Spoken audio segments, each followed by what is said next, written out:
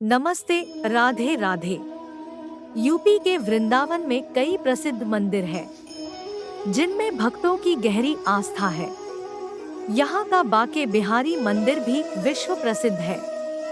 वृंदावन का बाके बिहारी मंदिर ऐतिहासिक और चमत्कारों से भरा है। वृंदावन के कण-कण में भगवान श्री कृष्ण का वास माना जाता है। वृंदावन की गलियों में भगवान कृष्ण ने लीलाएं की थी। पौराणिक मान्यताओं के अनुसार स्वामी हरिदास भगवान श्री कृष्ण के अनन्य भक्त थे। वो हमेशा भगवान कृष्ण की प्रेम भाव से निधिवन में भक्ति किया करते थे। उनके हृदय में भगवान श्री कृष्ण बसे थे। भगवान कृष्ण ने स्वामी हरिदास की भक्ति से प्रसन्न होकर उन्हें दर्शन दिए और निधिवन में काले रंग की पत्थर की मूर्ति के रूप में प्रकट हुए। कुछ दिन तो स्वामी हरिदास ने निधिवन में ही बाके बिहारी की पूजा की। उसके बाद अपने परिजनों की सहायता से बाके बिहारी मंदिर का निर्माण करवाया।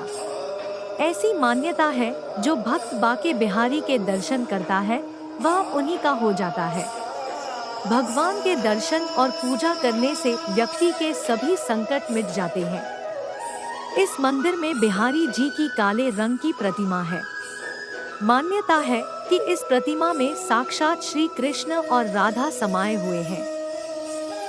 इसलिए इनके दर्शन मात्र से राधा कृष्ण के दर्शन का फल मिल जाता है।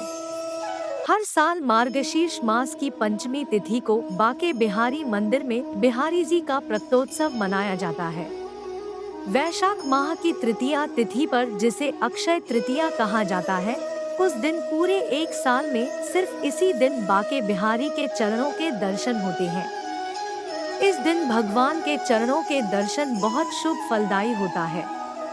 आप अगर बाके बिहारी के मंदिर गए होंगे तो आपने देखा होगा कि भगवान की प्रतिमा के आगे बार बार पर्दा डाला जाता है, यानी उनके दर्शन लगातार नहीं बल्कि टुकड़ों में कराए जाते हैं।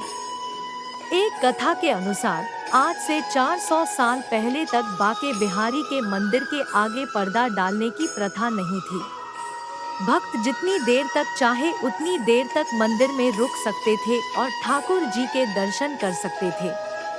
एक बार एक भक्त बाके बिहारी के दर्शन के लिए श्रीधाम वृंदावन आए।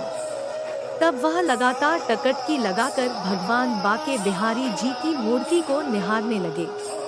उस दौरान भगवान उस भक्त के प्रेम में वशीभूत होकर उनके साथ ही चल दिए। जब पंडित जी ने मंदिर में देखा कि भगवान कृष्ण की मूर्ति नहीं है, तो उन्होंने भगवान से बड़ी मनुहार की और वापस मंदिर में चलने को कहा और तभी से हर 2 मिनट के अंतराल पर ठाकुर जी के सम्मुख पर्दा डालने की परंपरा की शुरुआत हो गई।